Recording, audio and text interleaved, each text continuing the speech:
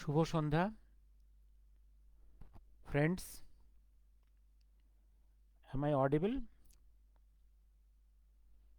Am I audible and visible? Am I audible and visible? শুভ সন্ধ্যা.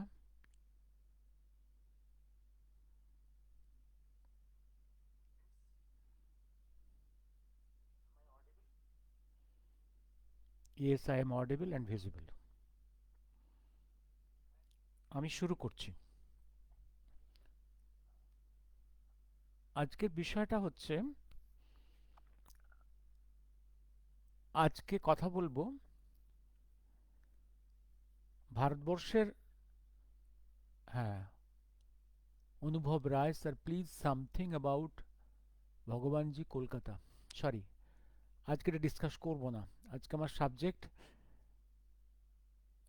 সুভাষ রচনাবলী, ভারতবর্ষের প্রথম রচনাবলী সুভাষচন্দ্রের, in Bengali. এটা নিয়ে ডিসকাস করব। এই রচনাবলীর যে উপদেষ্টা মণ্ডলীর সভাপতি ছিলেন ঐতিহাসিক প্রফেসর রমেশচন্দ্র মজুমদার,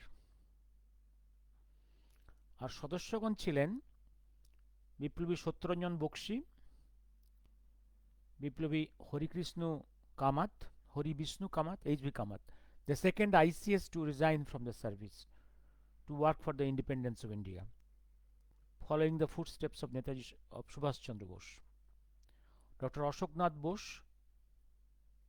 ইনি হচ্ছেন শরৎ বোসের বড় ছেলে, Ashoknath Bose, petrochemical engineer. Samar Guha and doctor Nimai Sadhan Basu, সবাই আপনাদের সুপরিচিত। প্রধান সম্পাদক ছিলেন বিপ্লবী সুনীল দাস। এটাই হচ্ছে ভারতবর্ষে প্রথম সুভাষচন্দ্রের রচনাবলী। প্রকাশক জয়শ্রী প্রকাশন। আমি একটু করে পড়ে পড়ে যাচ্ছি, আমি মাঝে একটু করে নোট দেব। এটার ফার্স্ট পাবলিকেশন এপ্রিল 1978, কিন্তু প্রকাশে দেরি হয়েছিল। ভলিউম ওয়াজ প্রিপেয়ার্ড, বাট প্রকাশনা দেরি হয়েছিল। এটা পরপর 6 খণ্ডে বেরিয়েছিল। কেন দেরি হয়েছিল, কে দেরি করিয়েছিল, পরে ডিসকাস করছি। আমি বইটা পড়তে পড়তে আপনাদের ডিসকাস করে যাব। আচ্ছা, এই বইয়ের একদম প্রথমেই ভূমিকা লিখেছেন প্রফেসর রমেশচন্দ্র মজুমদার। একটু পড়ি। আমি কেন বইটা নিয়ে ডিসকাস করছি আমি পরে আসছি, একটু পরে বলবো ছোট করে। আমি আগে প্রফেসর মজুমদারের নোটটা, ভূমিকাটা পড়ে দিচ্ছি। অল্প, বড় সবটা পড়ব না, একটা স্ট্যান্জা পড়ব। ভারতের স্বাধীনতা লাভের সার্থক সংগ্রামী সুভাষচন্দ্র বসুর অবদান যে কত মূল্যবান, এদেশের লোক তাহা ক্রমশ উপলব্ধি করিতেছে। এটা উনি লিখছেন 25শে মার্চ 1978। যে ব্রিটিশ রাজমন্ত্রী অর্থাৎ এটলি সাহেব ভারতকে স্বাধীনতা দিয়েছিলেন, তিনি স্পষ্ট স্বীকার করিয়াছেন যে সুভাষচন্দ্রের গঠিত ভারতের জাতীয় বাহিনী যখন প্রমাণ করিল যে ইংরেজ সরকার ভারতীয় সৈন্যের সাহায্যে ভারতকে স্বীয় অধীনে রাখিতে পারিবে না, তখনই দ্বিতীয় বিশ্বযুদ্ধ জয়লাভ করিয়াও ব্রিটিশ সরকার ভারতকে স্বাধীনতা দিতে মনস্থ করিলেন। এবং এই বিষয়ে মহাত্মা গান্ধীর অসহযোগ আন্দোলনে তাহার খুব বিচলিত হন নাই।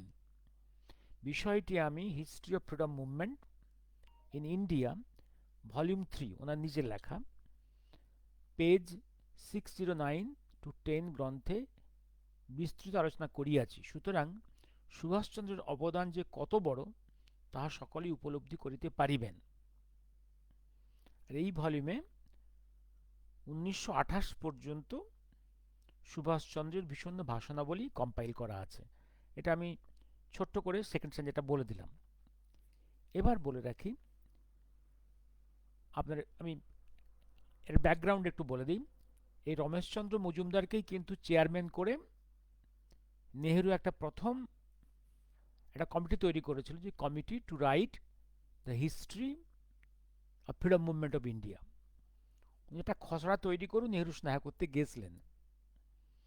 সেই খসড়াটা নেহেরুর পছন্দ হয়নি। তারপর থেকে প্রফেসর আর সি মজুমদার আর কখনো নেহেরুর ধারে কাছে যাননি, এবং উনি নেহেরুর কথা মতো হিস্ট্রি অফ ফ্রিডম মুভমেন্ট লিখতে চাননি। এবং ওনার মতো একজন ঐতিহাসিক, ভারতবর্ষের অগ্রগণ্য ঐতিহাসিক, যাকে দিয়ে UNESCO history of human civilisation লিখিয়েছিল, এডিট করিয়েছিল, অ্যাফ্রোয়েশিয়ান চ্যাপ্টার এডিট করিয়েছিল,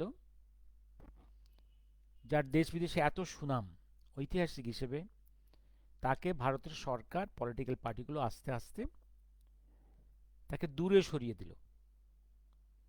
তাকে একদম তার বইগুলো কলেজ বিশ্ববিদ্যালয়ের সিলেবাস থেকে রিমুভ করে দিল, একটা চক্রান্ত।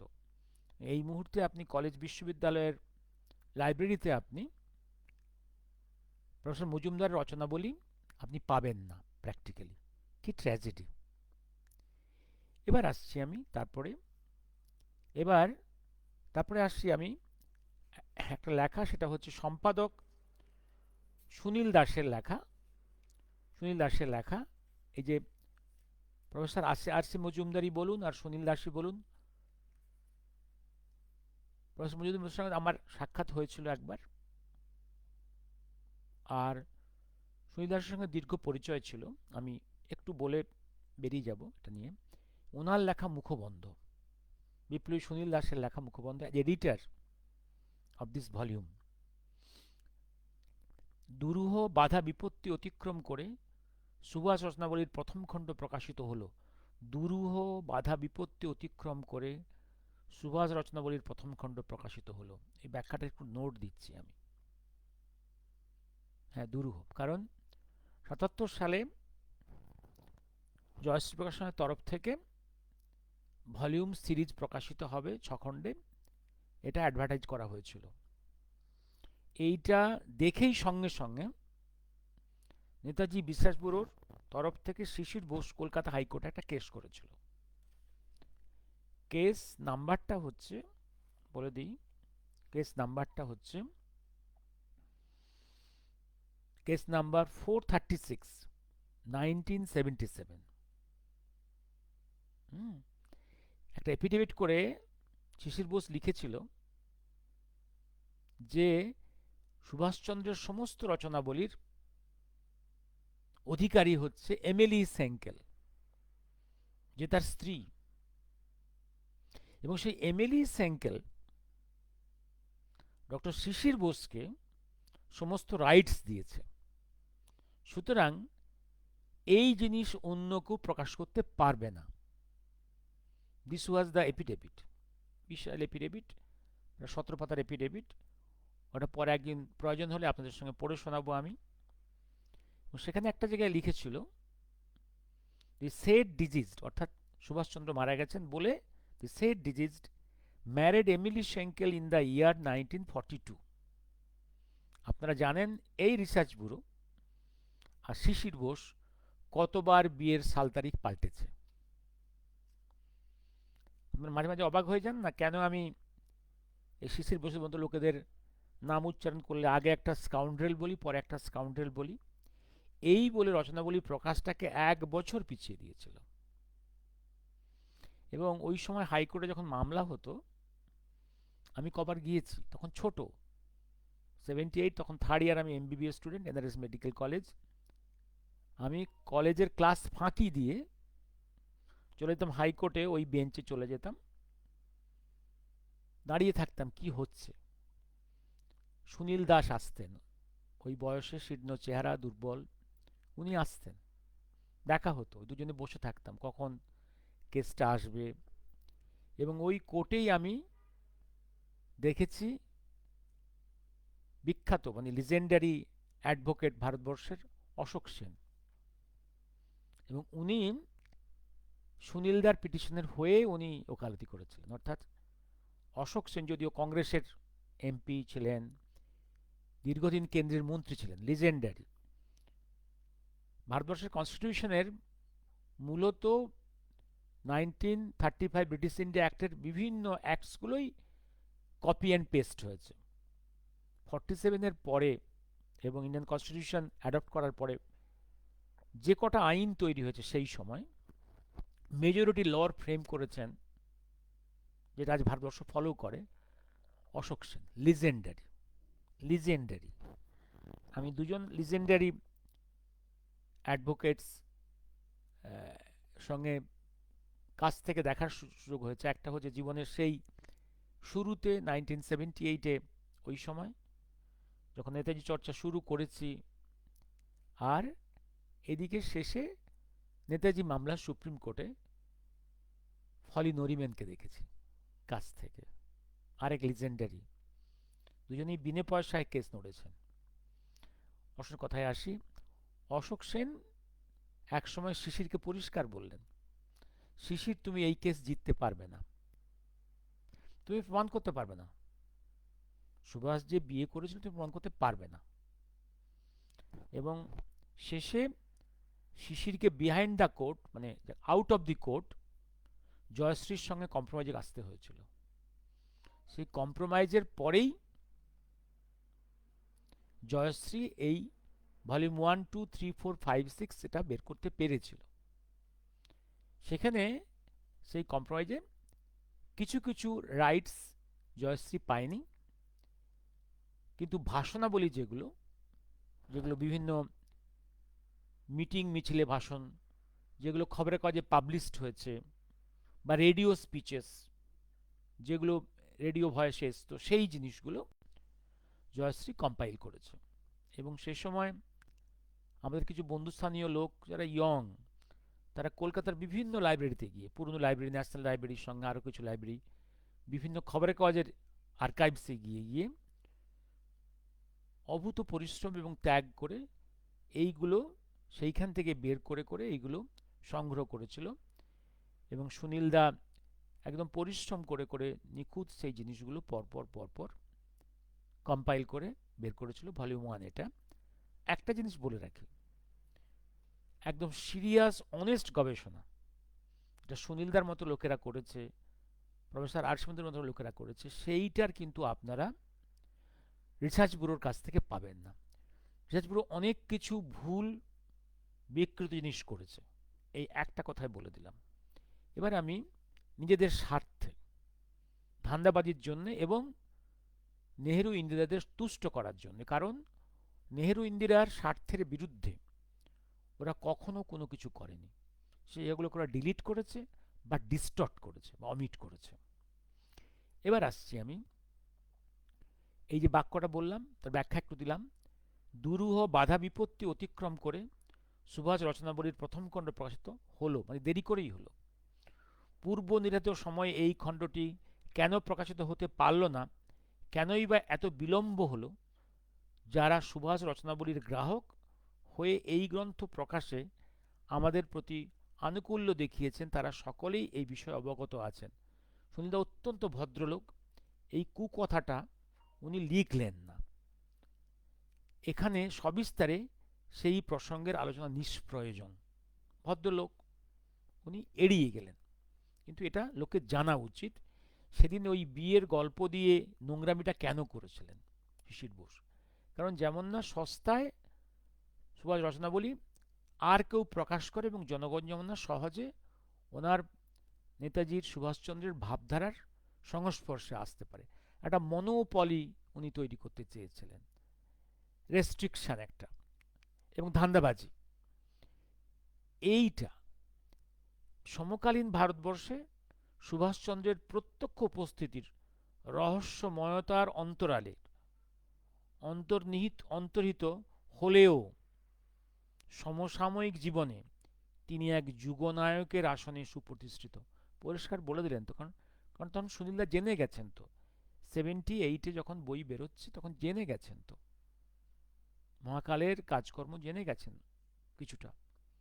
এই একদম লাইনের মধ্যে উনি লিখে রেখে দিলেন, রূপকথার মতো যার জীবনের ও ভারতের মুক্তি সাধনার জন্য যার নিরবিচ্ছিন্ন সংগ্রামের কাহিনী দেশের অর্ধ শতাব্দীর ইতিহাসের পাতায় পাতায় ছড়িয়ে আছে, কটকে শৈশব থেকে যে জীবনের যাত্রা শুরু, যৌবনে যে জীবন বিপ্লবের পথে অভিযাত্রী, যে অভিযাত্রী জীবনকে পরিপূর্ণরূপে সত্তার গভীরে উপলব্ধির জন্য জীবনের পরতে পরতে সংগ্রহ করে চলেছেন, এবং যে মহাবিপ্লবী বন্ধন মুক্তির নিরবিচ্ছিন্ন সংগ্রামের অন্তিম পর্যায়ে আধ্যাত্ম চেতনার দ্বারপ্রান্তে পৌঁছেছেন, সেই মহাজীবনকে তার কৈশোর থেকে বিভিন্ন সময়ে বিভিন্ন প্রসঙ্গে উচ্চারিত বাণীর সংকলনে যথাসম্ভব ফুটিয়ে তুলবার জন্যেই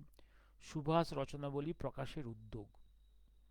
একজন মানুষ যার বাড়িতে অন্য দুভাই শহীদ হয়ে গেছে, বোন পরবর্তীকালে শহীদ হলো, নিজেও সারা জীবন দিয়ে গেলেন এই নেতাজি চর্চায়, নেতাজির পথে, দেশের বিপ্লব সাধনায়।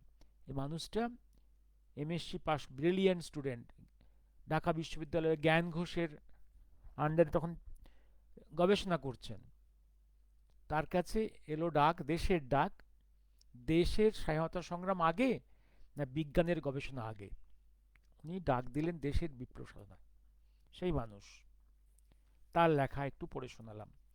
তারপরে আমি কয়েকটা বিশাল একদম ওনার ভূমিকাটা 1, 2, 3, 4, 5, 6, 7, 8, 9, 10, 11, 12, 13, 14, 15, 16, 17, 18 পাতা ভূমিকাটাই একটা বিশাল বিশাল বিশাল কিছু আলোচনা, এবং শুধু কয়েকটা জায়গায় একটু লাইনগুলো, এগুলো সব পড়বো না আমি। ভারত পথিক গ্রন্থে সুভাষচন্দ্র কি লিখেছেন?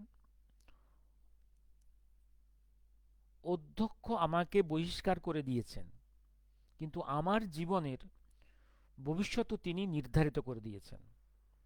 যে আত্মবিশ্বাস উদ্যমের পরিচয় সেদিন আমার মধ্যে আমি খুঁজে পেয়েছিলাম, উত্তরকালে সেই ছিল আমার পাথেয়। আমি নেতৃত্বের স্বাদ সেদিন পেয়েছি, এবং পেয়েছি আদর্শের জন্য দুঃখ বরণের গভীর আনন্দ। নিজের লেখাটা সুনীলদা কোট করেছেন। দেখুন, সুভাষচন্দ্র এই যে ওটেন এপিসোডে তার যে এত বড় পানিশমেন্ট হয়ে গেল, নিজে কোনো অন্যায় করেননি, তা সত্ত্বেও সবার দোষটা নিজের ঘাড়ে নিয়ে বেরিয়ে গেলেন। নেতৃত্বের অসাধারণ গুণ, সে যুগে বা এ যুগে এর একটা কোনো প্যারালাল নেই, এবং কি সংযত। ওটেন সম্বন্ধে কোথাও কোনো কটূক্তি নেই, কোনো উষ্মা নেই।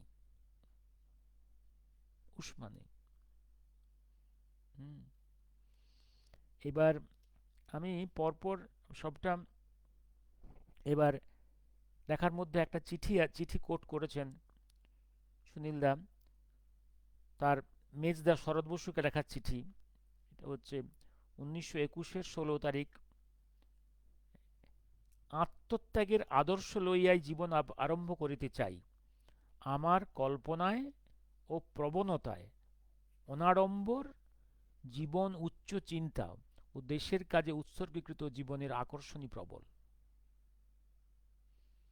আরেক জায়গায় লিখছেন সুভাষচন্দ্র, স্বদেশ সেবা বা রাজনীতি আমি সাময়িক বৃত্তিরূপে গ্রহণ করিনি। আরেক জায়গায় লিখছেন, life is a mission, A duty. আরেক জায়গায় লিখছেন সুভাষচন্দ্র, জীবনের পরিপূর্ণ বিকাশের উদ্দেশ্যে, আত্মসুখলাভের পথ মসৃণ করার জন্য নয়, ধন মান ক্ষমতা লোলুপতা নয়, নিজের জীবন সম্পূর্ণরূপে বিকাশ করে ভারত মাতার পদাম্বুজে নিবেদন করব। এই আদর্শ নিয়েই সুভাষচন্দ্রের কর্মক্ষেত্রে ঝাঁপ দিয়েছিলেন। আর এক জায়গায় সুভাষচন্দ্র লিখছেন, আনকোট, আমার জীবনের একটা ডেফিনিট মিশন আছে, তাহার জন্য আমার শরীর ধারণ। তেমনি ভারতবর্ষ সম্পর্কেও গভীর প্রত্যয় তিনি বলেছেন, India has a mission to fulfil. ভারতের একটা বাণী আছে।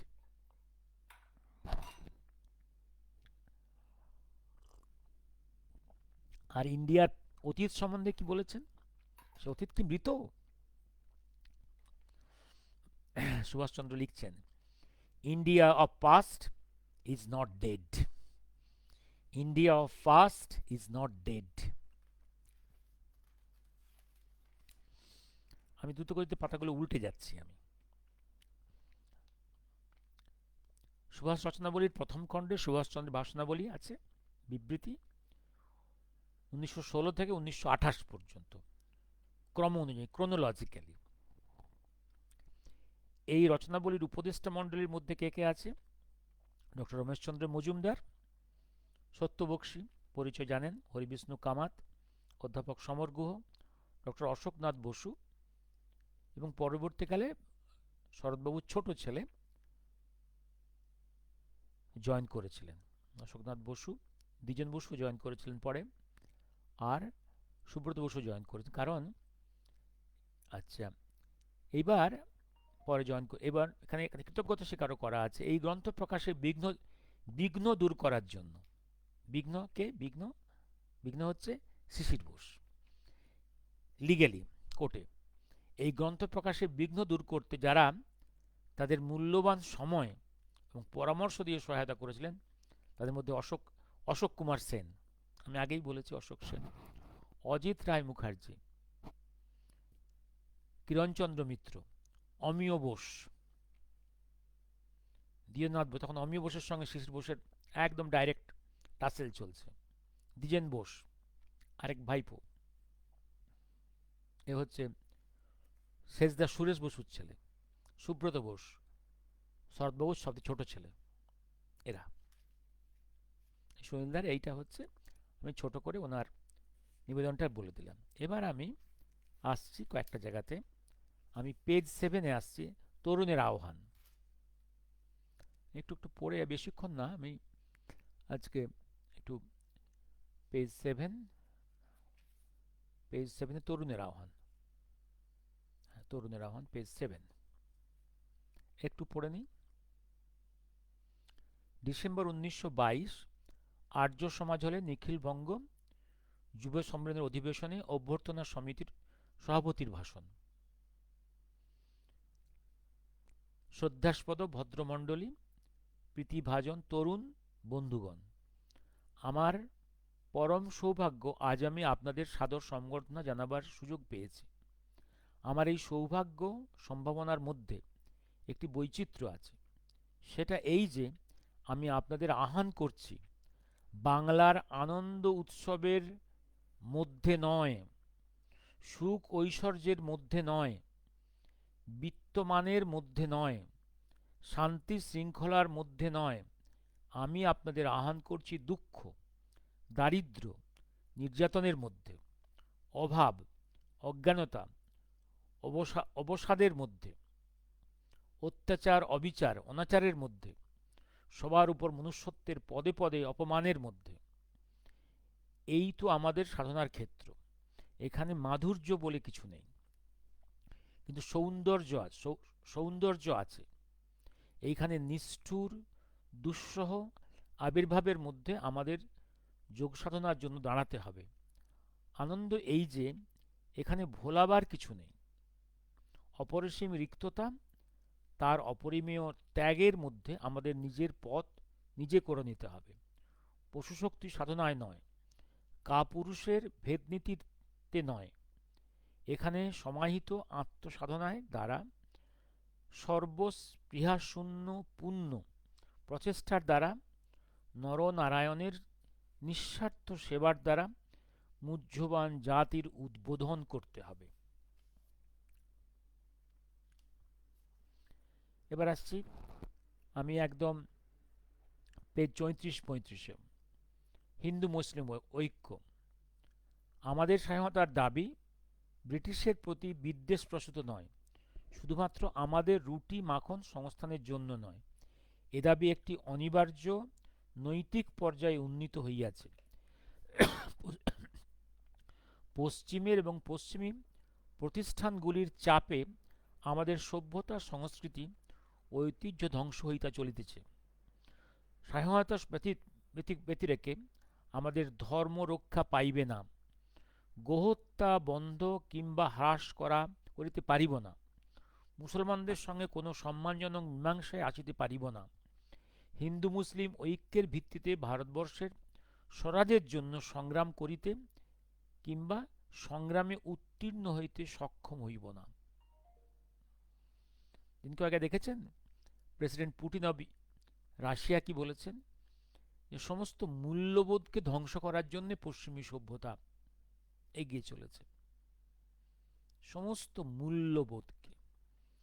আর ব্রিটিশ তার 190 বছরের শাসনে ভারতবর্ষের ইতিহাসকে বিকৃত করে গেছে, ভারতবর্ষের ইতিহাসকে বিকৃত করেছে, যাতে ভারতের মানুষ হীনমন্যতায় ভোগে। এবার আসছি আমি তারপরে, দেশে গোহত্যার সংখ্যার হ্রাসে সহায়ক হইবে এবং হিন্দু মুসলমানদের ঐক্যের পথে অনুকূল পরিবেশ সৃষ্টি করিবে। কোনটা? যে প্রস্তাবটা, একটা প্রস্তাব আছে বড় করে, এই প্রস্তাব হিন্দু মুসলমানদের গোড়ামিতে ছেদ টানিয়ে দেবে, দেশে গোহত্যার সংখ্যা হ্রাস করিবে, হিন্দু মুসলমান ঐক্যের পথে অনুকূল পরিবেশ সৃষ্টি করিবে। একটা জায়গায় বলছেন, আমাদের সম্মুখে আজ একটি মাত্রই সমস্যা রহিয়াছে, সেই সমস্যাটি ভারতবর্ষের স্বাধীনতা। আপনারা হিন্দুর অধিকার, মুসলমানদের অধিকারের কথা বলিয়া থাকেন। আমি আপনাদের জিজ্ঞাসা করি, পরাধীন জাতির কোনো মানুষের কোনো অধিকার আছে? আপনারা জানেন, বরিশালের জেলা ম্যাজিস্ট্রেট কুলকাঠিতে হিন্দুদের বলেছেন, আপনারা মসজিদের সামনে অবশ্যই বাজনা বাজাইবেন এবং এই অধিকার রক্ষাকল্পে মুসলমানদের উপর গুলি চালানোর আদেশ দেন। আবার অন্যদিকে পটুয়াখালীতে তিনি সেই ম্যাজিস্ট্রেট হিন্দুদের বলেছেন, আপনারা বাজনা বাজাইতে দেওয়া হইবে না, আপনাদের বাজনা বাজাইতে দেওয়া হইবে না, এবং তাহার এই আদেশ অমান্যকারীদের তিনি গ্রেপ্তার করেন। সুতরাং একই জেলা ম্যাজিস্ট্রেট দৃষ্টিতে দুই রকম প্রথা প্রচলিত রহিয়াছে। এইভাবে তারা ভারতবর্ষে হিন্দু মুসলিমের মধ্যে দ্বন্দ্বটাকে তারা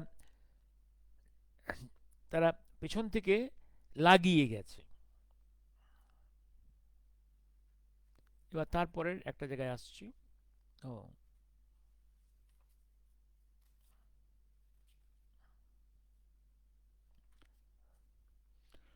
স্বদেশী শিল্পের মহান প্রতিকৃত দেশবন্ধুকে স্মৃতিচারণা করতে গিয়ে 10ই ডিসেম্বর 1927 লখনৌ ইন্ডাস্ট্রিয়াল ব্যাংক গৃহে দেশবন্ধু চিত্তরঞ্জন দাসের আলেখ্য আবরণ উন্মোচন উপলক্ষে তার প্রদত্ত ভাষণ। আমরা এই সন্ধ্যায় স্বর্গত দেশবন্ধু শিয়ার দাসের আলেখ্যর আবরণ উন্মোচন অনুষ্ঠানে সমবেত হইয়াছি। আমরা সকলেই অবগত আছি যে স্বর্গত দেশবন্ধু দাস কেবলমাত্র একজন রাজনৈতিক নেতা ছিলেন না, তাহার অপেক্ষাও বড় ছিল, তিনি কেবলমাত্র একজন বড় মাপের মানুষই ছিলেন না, বস্তুত ভারতবর্ষে যে সকল মহামানব জন্মিয়াছে তাহাদের তিনি অন্যতম। বস্তুতপক্ষে, একটা গ্যাপ দিলাম, বস্তুতপক্ষে তিনি যদি রাজনৈতিক ক্ষেত্রে অবতীর্ণ নাও হইতেন, আমার বিশ্বাস তিনি আমাদের দেশে সর্বশ্রেষ্ঠদের অন্যতম রূপেই অবশ্যই গণ্য হইতেন। তাহার কারণ, কবিরূপে তিনি ছিলেন প্রখ্যাত, অগাধ পাণ্ডিত্যের অধিকারী, পরোপকারে বিরাট পুরুষ, আরও বলিতে হয় স্বদেশী শিল্পের মহান প্রতিকৃত, এবং পরিপোষক রূপে তাহার স্থান ছিল স্বীকৃত।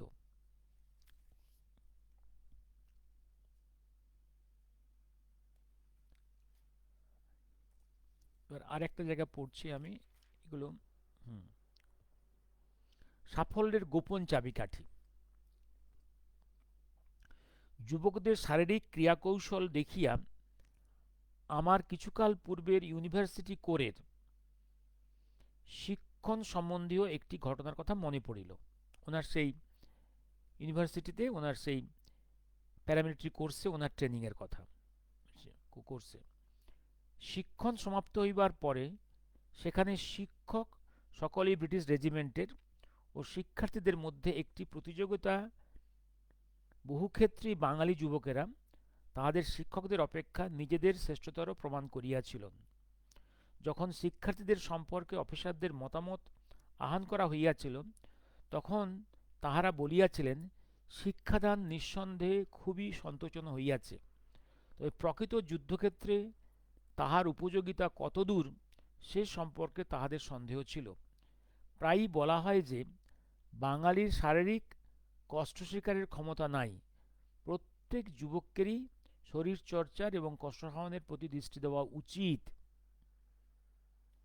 যদি বুদ্ধিবৃত্তির সহিত দৃঢ় ইচ্ছাশক্তির সংমিশ্রণ ঘটে, তাহা হইলে এক অপ্রতিরোধ্য শক্তির উদ্ভব হয়। ইংরেজদের সাফল্যের গোপন চাবিকাঠি হইল তাহাদের প্রবল প্রবল কর্তব্যনিষ্ঠা এবং স্বজাতির প্রতি দৃঢ় ভ্রাতৃত্ববোধ। যদি ভারতীয় যুবকদের এই দুইটি গুণ থাকিত, তাহা হইলে এক অপরাজেয় জাতি গড়িয়া উঠিত।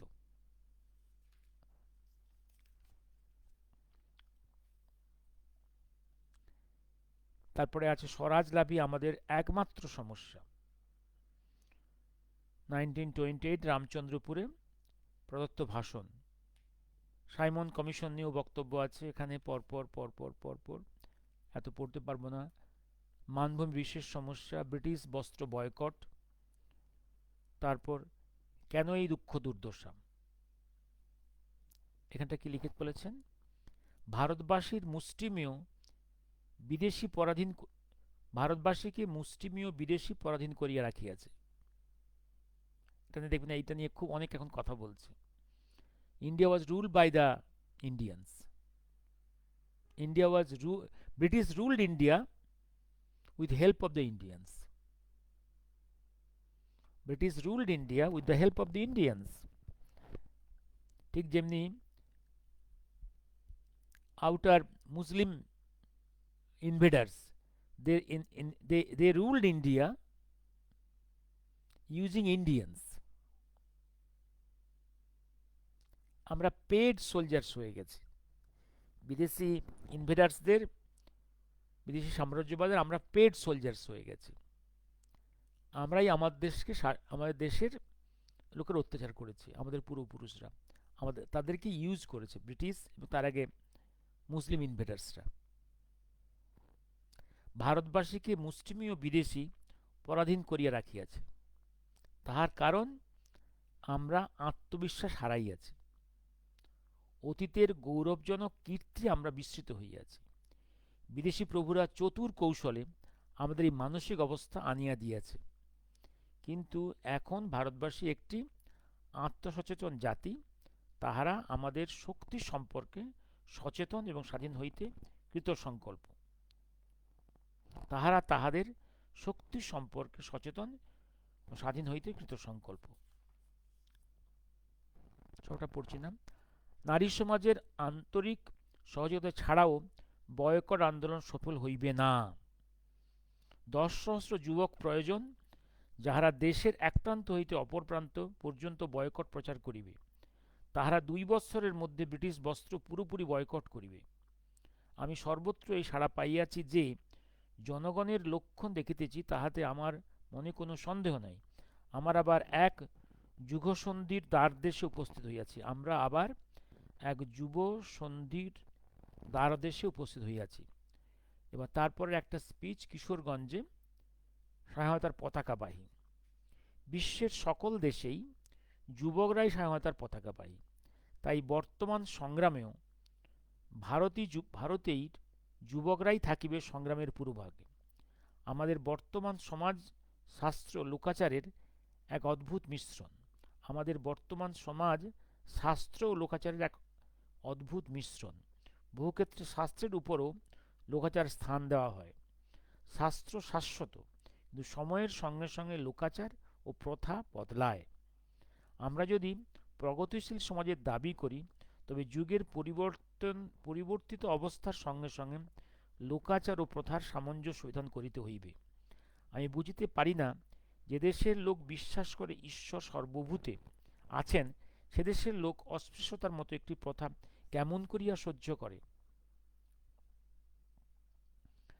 এখানে উডবার্ন পার্কে সরলাদেবী চৌধুরানীর সভানেতৃত্বে অনুষ্ঠিত মহিলাদের সভায় প্রদত্ত ভাষণ। চৌধুরানী ইউএসএতে ইন্ডিয়ান ফ্রিডম মুভমেন্টে ক্যাম্পেইন করছিলেন। এটা নিয়ে কিছু কথা আছে, হ্যাঁ, একটু একটু পড়ে দিই। পুরুষগণ স্বদেশী শপথ পূর্ণ করিতে চান, তাই আমি মহিলাদের কাছে এই আন্তরিক আবেদন জানাইতেছি যে আপনারা স্বদেশী বস্ত্র ব্যবহারের শপথ নিন। দেখুন যেন পারিবারিক ব্যবহারের জন্য অন্যান্য বিদেশি পণ্য কেনা না হয়, যাহাতে একটি ফলপ্রসূ সামগ্রিক বয়কট সম্পন্ন করা হয়। তাহা হইলে দাসত্বের শৃঙ্খল শীঘ্রই খসিয়া যাইবে। তুরস্ক, রাশিয়া, চীন, আফগানিস্তানের যেরূপ ঘটিয়াছে, এদেশের তেমনি পুরুষ এবং নারীদের সম্মিলিত শক্তি এমন দুর্দমনীয় হইয়া উঠিবে যে আমরা স্বাধীনতা অর্জন করিতে পারিব। এবার আমি দ্রুতগতিতে পড়ে বেরিয়ে যাই। নারী শক্তির জাগরণ, এটা হচ্ছে 1928 একটা স্পিচ। শীর্ণ দেহ দুর্বল চেতা পুত্র কন্যাদের জননী না হইয়া বীরের জননী হন। বৃহত্তর গৃহ অর্থাৎ সমাজ ও দেশের প্রতিও আপনাদের কর্তব্য আছে, আর ক্ষুদ্র গৃহের চার দেওয়ালের মধ্যে মনোযোগ আবদ্ধ করিয়া রাখিলে চলিবে না। স্বদেশী মেলা, কলকাতার সিমলা ব্যায়াম সমিতির স্বদেশী মেলা, সেখানে উদ্বোধন করতে গিয়ে কি বলছেন। দেশের বিভিন্ন স্থানে যে সমস্ত বিষয় দ্রব্য উৎপন্ন হয়, তাহার নমুনা সংগ্রহ করিয়া প্রদর্শন করিলে বয়কট আন্দোলনের পক্ষে সহায়ক হইবে, কারণ তখন সহজে জানা যাইবে কোন কোন স্থানে স্বদেশী পণ্য পাওয়া যায়। একদম এই জিনিসটা এই জিনিসটা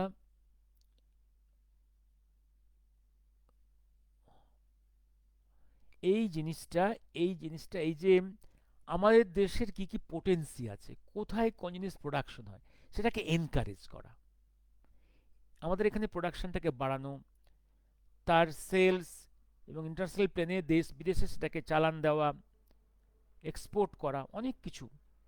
এগুলোকে দেশের পোটেন্সিগুলোকে আইডেন্টিফাই করা, স্কিলকে ডেভেলপ করা, এবং একদম গ্রাসরুট লেভেলে সেইগুলোকে ডেভেলপ করলেই এই সমস্যার সমাধান।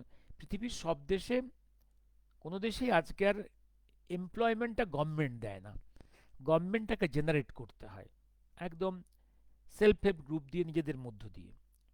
স্বদেশী পণ্যের ব্যাপক প্রসারের জন্য সংগ্রহশালার ধরনের একটি স্থায়ী প্রতিষ্ঠানের খুবই প্রয়োজন। প্রাথমিক পদক্ষেপ রূপে স্থির করা হইয়াছে যে কলকাতায় প্রতিটি ওয়ার্ডে ক্রমান্বয়ে এরূপ মেলার আয়োজন করা হইবে। সংগ্রহশালার মতো প্রতিষ্ঠান স্থাপন করা গেলে স্বদেশী পণ্য বয়কট আন্দোলন অবশ্যই সফল হইবে। তবে দেশের নারী সমাজ বয়কট আন্দোলনকে সাহায্য না করিলে আন্দোলনের সাফল্য লাভের কোনো আশা নেই। আমি একটা জায়গাতে এবার পুনার মহারাষ্ট্রের প্রাদেশিক সম্মেলনে কি বক্তব্য রেখেছেন ছোট করে একটু একটু বলে আমি আমি আজ এটা শেষ করে দেব। হ্যাঁ, এখন অস্পৃশ্যতা এখনো অনেক জায়গায় বর্তমান। সব মানুষ নিজেদের সুবিধার্থ করে রেখেছে, নিজেদের স্বার্থ অনুযায়ী রুলস বানায়, রুলস ভাঙে। এখনকার দিনেও কি প্রযোজ্য, নিজের জীবনকে চার দেওয়ালের মধ্যে সীমাবদ্ধ করলে চলবে না, বাইরের জগৎও অনেক বড়। ঠিক আছে, এবার লোকমান্য তিলক সম্বন্ধে কি বলছেন। আমি জানি তিলক সাম্প্রতিক ভারতবর্ষের সর্বগ্রহণ সর্ব অগ্রগণ্যদের অন্যতম শ্রেষ্ঠ সন্তান, সর্ব অগ্রগণ্যদের অন্যতম শ্রেষ্ঠ সন্তান। আমি প্রায়ই তাহার চরিত্র শক্তির অত্যুঙ্গতা এবং প্রতিভার বৈচিত্র্য অনুধাবন করিতে সচেষ্ট হইয়াছি। তাহার আশ্চর্যজনক ব্যক্তিত্বের গোপন রহস্যের কথা চিন্তা করিয়াছি, কিন্তু অসংকোচে স্বীকার করিতেছি যে মান্দালয় বন্দিশালার পাষাণ প্রাচীরের অন্তরালে আবদ্ধ না হওয়া পর্যন্ত তাহার মহত্বের বিশালতা আমার নিকট অবারিত হয় নাই। 2 বৎসর কাল আমার সেই বদ্ধ কাষ্ঠ পিঞ্জরের ছায়ায় বসে বাস করার সুযোগ হইয়াছিল। ইহা ইট সুরকির দালান ছিল না। এখানে দীর্ঘ প্রায় 6 বৎসর কাল মহামান্য লোকমান্য তিলক সম্পূর্ণরূপে নির্জন কারাজীবন অতিবাহিত করিয়াছেন। মান্দালয় জেলে কিছুকাল বাস না করিলে কাহারও পক্ষে উপলব্ধি করা সম্ভব হইবে না লোকমান্য তিলক তাহার দীর্ঘ নির্জন কারাজীবন কি ভয়ঙ্কর আত্মিক পীড়নের পরিবেশে এবং অমানসিক যন্ত্রণাদায়ক অবস্থায় মধ্য দিয়ে অতিবাহিত করিয়াছেন। যিনি এই কঠোর অগ্নিপরীক্ষা হইতে বিজয়ীর উদ্দীপনায় উদ্ভাসিত হইয়া উত্তীর্ণ হইতে সক্ষম, যাহার আত্মা মান্দালয় বন্দিশালার ক্ষুদিত পাষাণের প্রাচীর ভেদ করিয়া মুক্ত জীবনে বিকশিত শতদলের ন্যায় সৌন্দর্যে এবং সমৃদ্ধিতে প্রস্ফুটিত হইয়া উঠিতে পারে, তাহার অনন্য মহত্ব ভাষার অতীত।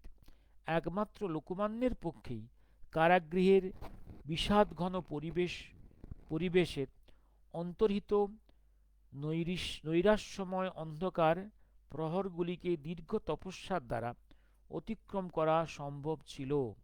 সেই তপস্যার পরিণতিতে গীতা রহস্যম এর মতো মহৎ সৃষ্টি আত্মপ্রকাশ করিয়াছিল। আমি বহুবার বলেছি, গীতা নিয়ে গীতা নিয়ে ওনার যে যে তিলকের টিকা, ওটা অনন্য। অনেকে ওই গান্ধীর টিকা পড়েন, অত্যন্ত নিম্নমানের ওটা। যদি গীতার টিকা যদি পড়তে হয়, সেটা মদনমোহন মালব্যের টিকা পড়বেন, লালা লাজপত রায়ের টিকা পড়বেন। এবং বার্মার মান্দালয় জেলে ভারতবর্ষের অগ্রজ দেশপ্রেমিকদের মধ্যে একমাত্রই তো কজন, তিলক, লাজপত রায়, সুভাষচন্দ্র, আর এর নাম আমি ভুলে যাচ্ছি, ইউপির একজন বড় নেতা। এরাই বন্দী ছিলেন, কখনোই গান্ধী নেহরুরা বন্দী হয়নি সেখানে।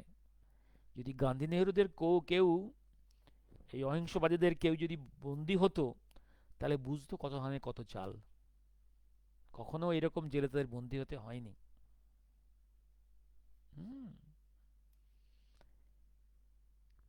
এবং এই তিলকের মতো দেশপ্রেমিককে ব্রিটিশের এজেন্টরা যারা কংগ্রেসের মধ্যে এসে গেছিল, তারা কেউই তিলকের মতো মানুষকে তারা কখনো কংগ্রেস সভাপতি করেনি। অতি নিম্নমানের অনেক লোককে কংগ্রেস সভাপতি করা হয়েছে, কিন্তু লোকমান্য তিলককে সভাপতি করা হয়নি। এটা কংগ্রেসের, বলেছি, কংগ্রেস দাবি করে তারা ভারতবর্ষের ওল্ডেস্ট পলিটিক্যাল বডি। এটা মিথ্যে কথা। তার আগে ইন্ডিয়ান অ্যাসোসিয়েশন ছিল, তাকে ধ্বংস করে কংগ্রেস তৈরি করা হয়েছে। এবং কংগ্রেসের, হ্যাঁ, বেঁচে থাকা পার্টিগুলোর মধ্যে ওল্ডেস্ট। তার লজ্জা পাওয়া উচিত। এই কংগ্রেস কখনো তিলককে অল ইন্ডিয়া প্রেসিডেন্ট করেনি, কারণ কারণ ব্রিটিশের এজেন্ট গান্ধী নেহরুদের কখনো পছন্দ হয়নি সেটা। কারণ তিলক যে মেন্টালিটির মানুষ, সেটা ব্রিটিশের এজেন্টরা বরদাস্ত করতে পারেনি। এবার বাংলার মহারাষ্ট্র, অসাধারণ লেখা এটা। আমি এটা পড়েই আর শেষ করব। সুভাষচন্দ্রের পড়াশোনাটা কোন লেভেলে, একটু একটু পড়ে শুনিয়ে বাংলা এবং মহারাষ্ট্র নিয়ে উনি কি বলছেন। এইটা একটু পড়ে আমি আমি কিছু বলবো না, আর একটু পড়ে আমি চুপ করে যাব। হ্যাঁ, লোকমান্য তিলকের সময় হইতে বাংলা এবং মহারাষ্ট্রের রাজনৈতিক মৈত্রী বন্ধন হঠাৎ আবির্ভূত হয় নাই। এই দুই প্রদেশের সাংস্কৃতিক ঐক্যবোধ এবং সম্প্রীতির পৃষ্ঠভূমিকায় ইহার উদ্ভব হইয়াছে। মারাঠি এবং বাংলা ভাষা উভয়েরই উৎস একই ভাষাগোষ্ঠী, মাগধী প্রাকৃত। এই কারণেই আমরা দেখিতে পাই, একদিকে যেমন প্রতিভাধর হরিনারায়ণ আপ্তের মতো ব্যক্তিরা মারাঠিদের নিকট বাংলা সাহিত্যের ব্যাখ্যা করিতেছেন, অপরপক্ষে বঙ্গভাষী পণ্ডিতেরা মারাঠি ভাষার ইতিবৃত্তের বিজ্ঞানসম্মত পাঠে মনোনিবেশ করিয়াছেন। কিন্তু ভারতবর্ষের ইতিহাসের বর্তমান যুগ আরম্ভ হইবার বহু পূর্বেই দুই প্রদেশের মধ্যে চিন্তার ক্ষেত্রে সহযোগিতা আরম্ভ হইয়াছিল। কথিত আছে যে জিহ বা দাদা এবং লক বা দাদার মতো বিচক্ষণ সেনাপতি নররাম এবং মলহারের মতো দক্ষ প্রশাসক, যারা গোড়া সারস্বত ব্রাহ্মণ বংশোদ্ভূত, বহুদিন পূর্বে বাংলা হইতে মহারাষ্ট্রে গিয়া সেখানে স্থায়ীভাবে বসবাস করিতে থাকেন। বাঙালিদের মধ্যে যেমন ষষ্ঠী পূজা আছে, সারস্বতদের সারস্বতদের মধ্যে তেমনি ষষ্ঠী পূজা রহিয়াছে। উভয় প্রদেশেরই দুর্গাপূজা করেন। মারাঠিদের প্রধান তীর্থক্ষেত্র চন্দ্রনাথ, বাঙালিদের তেমনি তীর্থস্থান চট্টগ্রামের চন্দ্রনাথ। এটা মহাকাল পর্যায়ে উল্লেখ করেছেন। আবার বাংলার ঋষিতুল্য রাজা গোপীচাঁদ এবং তাহার মাতা ময়নামতির কথা বাংলাদেশের একমাত্র পুরাতাত্ত্বিকবিদরাই বোধহয় মনে রাখিয়াছেন, কিন্তু মহারাষ্ট্রে তাহাদের কথা অনেকেই মনে রাখিয়াছেন। মারাঠা কবি মহীপতি বাবা জানতেন যে তাহারা গৌড় বাংলা হইতেই মহারাষ্ট্রে গিয়েছিলেন। তাহাদের একজন ছিলেন তিলকচাঁদ নৃপবরের পুত্র, অপরজন তাহার মহিষী। লোক পরম্পরায় শোনা যায়, বাংলার শান্ত চৈতন্যদেব মহারাষ্ট্রে গিয়াছিলেন এবং সেখানে বৈষ্ণব ধর্ম প্রচার করিয়াছিলেন। কথিত আছে, মহীপতি যেমন মহামতি তুকারামের নিকট প্রেরণা লাভ করিয়াছিলেন, তেমনি তুকারামও চৈতন্যদেবের দ্বারা অনুপ্রাণিত হইয়াছিলেন। সাম্প্রতিককালে আসলে দেখা যাইবে, ছত্রপতি শিবাজীর প্রথম আধুনিক জীবনী রচনা করিয়াছেন একজন বাঙালি পণ্ডিত, সত্যচরণ শাস্ত্রী মহাশয়। ৩৫ বছর পূর্বে তিনি শিবাজী জীবনচরিত রচনার মৌলিক তথ্য সংগ্রহের জন্য সাতারায় গিয়েছিলেন। বাংলার প্রায় অধিকাংশ কবি, নাট্যকার, গ্রন্থকার তাহাদের রচনার মধ্য দিয়া শিবাজী চরিত্র অমর করিয়া গিয়াছেন। মারাঠি সাহিত্যিক হরিনারায়ণ আপ্তের অনুকরণীয় গ্রন্থ উষাকালীর বহু পূর্বে বাঙালি ঔপন্যাসিক রমেশচন্দ্র দত্ত তাহার মহারাষ্ট্র জীবন প্রভাত রচনা করিয়া গিয়াছেন। তাহাছাড়া নাট্যকার গিরিশচন্দ্র ঘোষ এবং তাহার নিষিদ্ধ গ্রন্থ ছত্রপতি নামক নাটকে, যোগেন্দ্রনাথ বসু তাহার মহাকাব্য শিবাজিতে ও নবীনচন্দ্র সেন ও রবীন্দ্রনাথ ঠাকুর তাহাদের কাব্যে মারাঠি বীর্যের বন্দনা গাহিয়া গিয়াছেন। বাজিরাও, অহল্যাবাই আরও অনেক মারাঠি মহিষীদের সম্পর্কে পুস্তিকা প্রকাশিত হইয়াছে। এইভাবে এই দুই প্রদেশের মধ্যে সাংস্কৃতিকগত পারস্পরিকতা সমৃদ্ধতর হইয়াছে। দিল্লির সাম্রাজ্যলিপ্সু সিংহাসনের বিরুদ্ধে অক্লান্ত অভিযান পরিচালনা করিয়া শিবাজী আধুনিক ভারতবর্ষের হৃদয়তন্ত্রীতে এমন প্রাণচাঞ্চল্য সঞ্জীবিত করিয়াছেন, যাহা পরিমাপ করা বিদেশীদের পক্ষে অত্যন্ত দুরূহ। আমি তারপরের আমাদের এবার আমি বলে রাখি, আমি হয়তো পড়তে একটু ভুল করছি, হয়তো বুঝতে পারছেন না। আপনার প্রথম ভলিউমের এই জায়গাটা আছে 100, একদম 32, 33, 34, 35, একটু পড়ে নেবেন। যারা গবেষণা করেন, যাদের খুব গভীরে যাওয়ার ইচ্ছে আছে, তারা এইটা পড়ে নেবেন। এখান থেকে আপনারা ক্লুগুলো পেয়ে যাবেন। এবং তারপরে আমি একটু পড়ে, এই যে লোকে বলে যে আমরা বিদেশে অনুসরণ করছি স্বাধীনতা সংগ্রামে, এটা ভুল কথা। আমাদের নিজস্ব ধারা এটা। আমাদের আন্দোলন বিদেশ হইতে আনা না, একদম পরিষ্কার। এশিয়ার বর্তমান বিদ্রোহমূলক এই সাংস্কৃতিক বিদ্রোহেরই প্রতিফলন। ব্রিটিশ শাসনের বিরুদ্ধে আমাদের প্রচণ্ডতম অভিযোগ এই যে ইহা আলেকজান্ডার বা চেঙ্গিজ খাঁর মতো আক্রমণের প্রবল ঝঞ্ঝাপ্রবাহ বহন করিয়া আনে নাই বটে, কিন্তু ইহা অক্টোপাসের মতো আমাদের সামাজিক এবং সাংস্কৃতিক জীবনের হৃৎপিণ্ড প্রবিষ্ট হইয়া আমাদের জাতীয় জীবন হইতে জাতীয়তাবোধকে উৎসাদিত এবং সমস্ত জাতিকে হীনবীর্য করিবার অবিরাম চেষ্টা করিতেছে। আমাদের চতুষ্পার্শ্বে সৃষ্টিলীলা প্রত্যক্ষ করুন। কলা, সাহিত্য, দর্শন, বিজ্ঞান, ব্যবসায়, শিল্পে, জীবনের সর্বক্ষেত্রেই ভারতবর্ষ প্রাচীন ঐতিহ্যের উপর দাঁড়াইয়া নতুন আদর্শের সন্ধান করিতেছে। নতুন সত্য আবিষ্কারের পথ অতিক্রম করিতেছে। নতুন প্রতিষ্ঠানের কাঠামো তৈয়ারির উপযোগী রূপরেখা বুনিয়াদ সৃষ্টি করিয়া চলিতেছে। সৃষ্টি প্রাণের অস্তিত্ব সপ্রমাণ করে। সৃষ্টি প্রাণের অস্তিত্ব সপ্রমাণ করে। যাহারা প্রাণের অধিকারী, সৃষ্টি তাহাদেরই করায়ত্ত। তারপরের একটা স্পিচ আছে, গণতন্ত্র কি পাশ্চাত্য দর্শন? না, গণতন্ত্র ভারতবর্ষেই অরিজিনাল। ভারতবর্ষের অতীত ইতিহাসের গণতান্ত্রিক প্রতিষ্ঠানের ভুরি ভুরি দৃষ্টান্ত রইয়াছে। শ্রী পি কে জয়সওয়াল তাহার হিন্দু রাজারূপ, হিন্দু পলাইটি নামক অপূর্ব গ্রন্থে এই বিষয়টি লইয়া বিস্তৃত আলোচনা করিয়াছেন, যে প্রাচীন ভারতেই একসময় 81টি প্রজাতন্ত্র বর্তমান ছিল।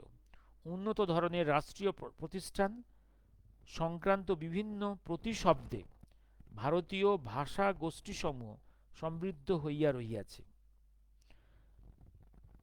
ভারতবর্ষের গ্রাম এবং নগরের শাসন ব্যবস্থায় প্রাচীনকালে গণতান্ত্রিক আদর্শই প্রতিফলিত হইত। কিছুদিন পূর্বে উত্তরবঙ্গের রাজশাহী শহরে বরেন্দ্র রিসার্চ সোসাইটির জাদুঘর পরিদর্শনের সময় আমাকে একটি কৌতূহলোদ্দীপক তাম্রপত্র দেখানো হইয়াছিল। তাতে কি ছিল? ইহাতে খোদাই করিয়া লিখিত আছে, প্রাচীনকালে পৌর প্রশাসনের ক্ষমতা নগর গোষ্ঠী সহ আমাদের সময়কার যাহা মেয়র রূপে পরিচিত 5 জন সদস্য বিশিষ্ট একটি সমিতিতে ন্যস্ত ছিল। গ্রামীণ স্বায়ত্তশাসন যে পঞ্চায়েতের ন্যায় গণতান্ত্রিক প্রতিষ্ঠান দ্বারাই স্মরণাতীত কাল হইতে পরিচালিত হইয়া আসিয়াছে, তা ভারতীয়দের মনে করাইয়া দেওয়া নিষ্প্রয়োজন। আমি আরেকটা স্ট্যাঞ্জা লোভ সামনে পারছি না, অনেকক্ষণ হয়ে গেল, আমি পড়ে। জাতীয়তাবাদ এবং আন্তর্জাতিকতাবাদ। একাধিক দিক হইতে জাতীয়তাবাদের উপর যে আঘাত আসিতেছে, সে সম্পর্কে আমরা দেশবাসীর, বিশেষভাবে আমার তরুণ বন্ধুদের সতর্ক করিয়া দিবার সময় আসিয়াছে বলিয়া মনে করি। সাংস্কৃতিক আন্তর্জাতিকতাবাদের দিক হইতে জাতীয়তাবাদকে কখনো কখনো সংকীর্ণ, স্বার্থপর এবং জঙ্গি মানসিকতার উচ্চরূপে কঠোর সমালোচনা করা হইয়া থাকে। তাছাড়া সংস্কৃতির ক্ষেত্রে আন্তর্জাতিকতাবাদ প্রশ্বাসের পরিপন্থী রূপে ইহাকে বলা হইয়া থাকে। এই অভিযোগের উত্তরে আমি বলিতে চাই যে ভারতের জাতীয়তাবোধের সংকীর্ণও নয়, স্বার্থপর নয়, জঙ্গিও নয়। কারণ আমাদের জাতীয়তাবোধের আদর্শ মানব জাতির পক্ষে সর্বশ্রেষ্ঠ আদর্শবাদ। সত্যম শিবম সুন্দরম, যাহা কিছু সত্য, মঙ্গলময় ও সুন্দর হইতে উৎসারিত। আমাদের জাতীয়তাবোধ আমাদের মধ্যে সত্যবাদিতা, সততা, পৌরুষ, সেবা ও ত্যাগের মনোভাব সঞ্চারিত করিয়া দিয়াছে। উপরন্তু এই জাতীয়তাবোধ আমাদের মধ্যে বহু শতাব্দী যাবৎ সুপ্ত সৃজন শক্তিতে জাগ্রত করিয়া দিয়াছে, এবং তাহারই ফলে আমরা ভারতীয় শিল্পকলার ক্ষেত্রে নবজাগরণ প্রত্যক্ষ করিতেছি। মুক্ত স্পৃহার জাদুস্পর্শ ছাড়া আমাদের শিল্পকলা সংস্কৃতির ভবিষ্যৎ কি হইত, তাহা কে বলিতে পারে? আন্তর্জাতিক শ্রমিক সংগঠন, আন্তর্জাতিক কমিউনিস্ট মতবাদীদের পক্ষ হইতেও জাতীয়তাবাদ আক্রান্ত হইতেছে। এই আচরণ কেবলমাত্র অবিবেচনাপ্রসূত নহে, ইহা অজ্ঞাতসারে বিদেশী শাসকদের স্বার্থ সাধনাও স্বার্থ সাধনও করিতেছে। যতদিন পর্যন্ত ভারত ব্রিটেনের প্রণান্ত থাকিবে, আমরা সেই অধিকার হইতে বঞ্চিত থাকিব। সুতরাং যত শীঘ্র সম্ভব ভারতের রাজনৈতিক মুক্তি সাধনের জন্য শুধুমাত্র জাতীয়তাবাদীদের নহে, জাতীয়তাবাদ বিরোধী কমিউনিস্টদেরও তৎপর হইবার অনিবার্য দায়িত্ব রহিয়াছে। কার্ল মার্কস এবং বাকুনিনের মতবাদ বধযম হইলে কি অবস্থা দাঁড়ায়, তাহা আমরা শ্রমিক আন্দোলনের সহিত সুসম্পর্কিত এক শ্রেণীর ভারতীয়দের অথবা তাহাদের কমিউনিস্ট মতাবলম্বীও বলা যাইতে পারে প্রত্যক্ষ করিলে দেখিতে পাইব। তাহারা আন্তর্জাতিকতাবাদের দোহাই দিয়া খোলাখুলিভাবে বিলাতী অথবা বিদেশী দ্রব্য ব্যবহারের জন্য ওকালতি করিতেছে। ভারতের শ্রমিক আন্দোলনের গুরুত্ব খর্ব হইতে পারে, আশা করি এমন কোনো কথা আমি বলি নাই। আমার উদ্দেশ্য শ্রমিক আন্দোলন ও জাতীয়তাবাদের মধ্যে সকল প্রকার ভুল ধারণা দূর করিয়া সংগঠিত শ্রমিক ও জাতীয়তাবাদী শক্তির সংহতি সাধন।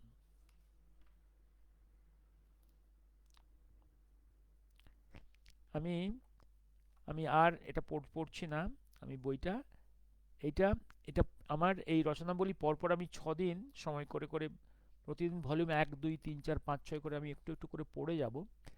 তার মূল কারণটা হচ্ছে এই এখন এক শ্রেণীর গবেষক তারা দেখছি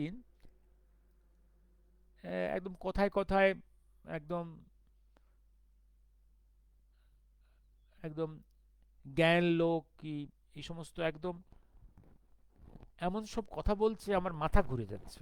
মানে এমন সব জ্ঞানগঞ্জ নিয়ে কথা বলছে। জ্ঞানগঞ্জে তারা নাকি দেখতে পেয়েছে, তাদের গুরুরা দেখেছে। শুনে শুনে খুব ভয় করছে আমার। মানে এ হচ্ছে যে ছেলে বেসিক ফিজিক্স বোঝে না, বেসিক, তাকে আইনস্টাইন তত্ত্ব, বোজন বোঝানো হচ্ছে। হ্যাঁ, এক এক এক ভয়ঙ্কর অবস্থা। যে ছেলে ক্লাস 5, 6, 7, 8 অঙ্ক বোঝে না, তাকে এখন একদম হায়ার ম্যাথমেটিক্স, ক্যালকুলাস বলা দেওয়া হচ্ছে। এক এক জটিল অবস্থা। মানে সুভাষচন্দ্র, নেতাজি, মহাকাল এটা একটা একটা সাবজেক্ট। একসময় শুধু এই সংক্রান্ত ভলিউমসগুলো নিলে একটা বিশাল মহাপেজখানা তৈরি হয়ে যাবে, একটা আর্কাইভ তৈরি হয়ে যাবে। কিছু কিছু মানুষ 50, 60, 70, 80 বছর ধরে গবেষণা করে যাচ্ছে এ নিয়ে, সারা জীবন গবেষণা করে যাচ্ছে নেতাজিকে নিয়ে। তারা দিক দিগন্ত সীমারেখা খুঁজে পাচ্ছে না। এই নতুন উঠতি কিছু গবেষক আসছে এখন দেখছি, তারা এখন কথায় কথায় প্রথম কথায় উনি এখন কোথায় আছেন, কি করছেন, এই করছেন সেই যেন টেলিফোনে উনি বলেন মহাকাল যে এই করছি সেই করব, এবং জ্ঞানগঞ্জ পর্যন্ত পৌঁছে যাচ্ছেন। খুব তাজ্জব ব্যাপার। আমি একটা কথা বারে বারে বলি, যারা একটা এন্টিটির সলিড স্টেট বোঝে না, তারা লিকুইড স্টেজ নিয়ে চিন্তা করছে। এই লিকুইড স্টেজটা বোঝে না, ভেপার স্টেজটা বা তারপরে প্লাজমা স্টেজটা নিয়ে চিন্তা করছে। যেটা ভিজিবল পোর্শন সেটাকে না অ্যাসেস করে, না বুঝে একদম ইনভিজিবল জায়গায় পৌঁছে যাওয়া। বিজ্ঞান চর্চা, জ্ঞানের চর্চা হচ্ছে সবসময় a journey, A continuous journey from the area known towards the area unknown, from the area known area থেকে আননোন এরিয়ার দিকে জার্নি করা। কারণ এই বিশ্বজগতের শুধু একটা ছোট অংশ আমাদের চোখে বা আমাদের অনুভূতিতে ধরা দেয়, আমাদের পঞ্চেন্দ্রিয় ধরা দেয়, একটা ছোট অংশ এই বিশ্বজগতের ঘটনাবলীর সমস্ত কিছুর। মেজর পোর্শনটাই হচ্ছে ইনভিজিবল। তাকে যুক্তি আর অনুভবের মধ্যে, তাকে ইনভিজিবল অংশটাকে উপলব্ধির মধ্যে আনতে হয়, interpretation. The major part of the universe to be interpreted, তাকে দেখা যায় না।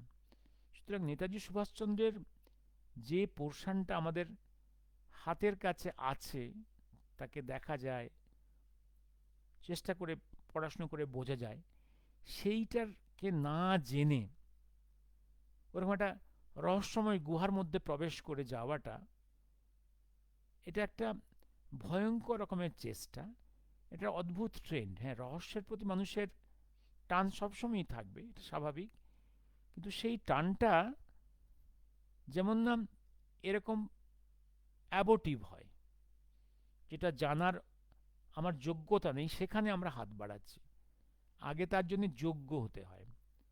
আর একটা জিনিস বলি বারে বারে, যেটা হচ্ছে যে আরেকটা জিনিস এখন আরেকটা প্রচলন হয়ে গেছে, আমি আজকেই অনেককে বলছিলাম, যে আলু একটা খুব ভালো খাদ্য। আর্মিতে ব্রেকফাস্টে, যেখানে অন্য সবজি পাওয়া যায় না, অন্য কিছু পাওয়া যায় না, সেখানে আলু সিদ্ধ করে স্লাইস করে সেখানে গোলমরিচ বা জিরা গুঁড়া দিয়ে একটু সল্ট দিয়ে এটা ব্রেকফাস্ট করতে হয়, সঙ্গে গরম চা বা কফি। এইরকম দুধ তো পাওয়া যায় না সেখানে, বা ড্রাই দুধের এক গ্লাস দুধ, এই তো ব্রেকফাস্ট। কিন্তু সাধারণ মানুষের এই আলু সিদ্ধ যদি দিই আমি, সেটা সে খাবে না।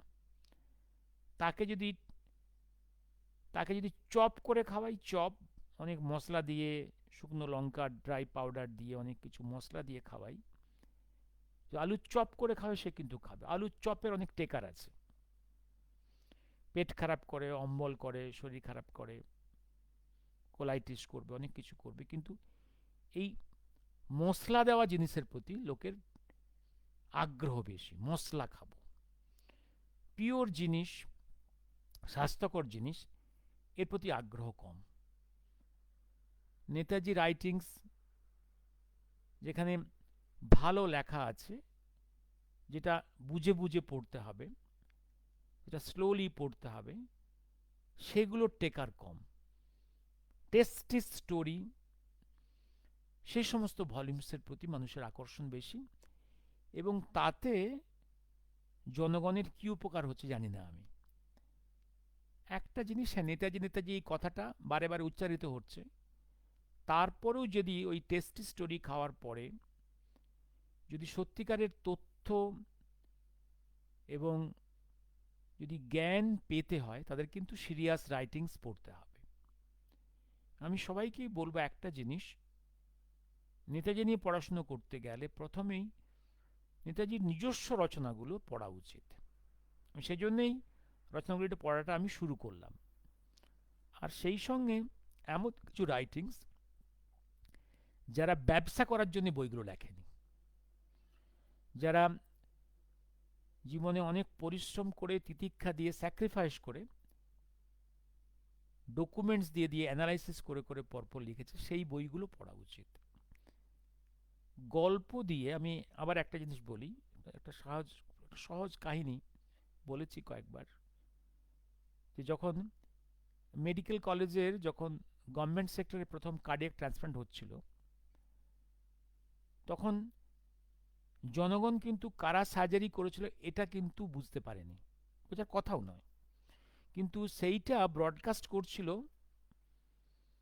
পরবর্তীকালে স্টার আনন্দ, এবং তাদের প্রেজেন্টেশন থেকে মনে হচ্ছিল যেন হার্টের ওই অপারেশনটা, কার্ডিয়াক ট্রান্সপ্ল্যান্টটা হয়েছিল স্টার আনন্দের অফিস ঘরে, যেখান থেকে ব্রডকাস্টিং হচ্ছে, এবং রিপোর্টাররা যেভাবে রিপোর্ট করছে না, অপারেশনটা ওরাই করেছে। That's the tragedy. সাধারণ পাঠকরা, স্টোরি টেলার, জার্নালিস্ট আর অথার্সের তফাতটা বোঝে না। আমি আজকে প্রথম খণ্ড পড়াশোনা পড়লাম, সুভাষ রচনা বলি, জয়শ্রী প্রকাশন। আমি পরে পরপর 1 2 3 4 5 6 পড়ে যাব। ইন্ডিয়ান স্ট্রাগল নিয়েও বসবো, বা নেতাজির নিজের লেখা ইন্ডিয়ান পিলগ্রিম নিয়ে বসবো। আমি তো সবটা পড়তে পারবো না, এটা আমি এটা এটা শুরু করলাম যাতে এগুলো লোকে আবার জানে যে এই বইগুলো আছে, এগুলো পড়া উচিত। ইন্দ্রাণী, হ্যাঁ চলে এসেছি। কঙ্কনা, সারস্বত ব্রাহ্মণের অর্থ কি? আচ্ছা, ওখানে কি আছে? অহিংসবাদীরা কেন কোনোদিন বন্দী হয়নি? তার কারণ এরা হচ্ছে বেসিক্যালি হচ্ছে ব্রিটিশ এজেন্টস। বন্দী হয়েছে, লোক দেখানো বন্দী হয়েছে। আচ্ছা, আর একটা জিনিস, স্বাবলম্বী হওয়াটা জরুরি। একদম, আমি আজকে রাখি। শুভ সন্ধ্যা। শুভ সন্ধ্যা। একদিন ইচ্ছে আছে, একটা ভাবছিলাম বলবো একটা সাবজেক্ট নিয়ে, যে এই মুহূর্তে পৃথিবীর বিভিন্ন দেশের প্রত্যেকের তাদের গোলটা কি।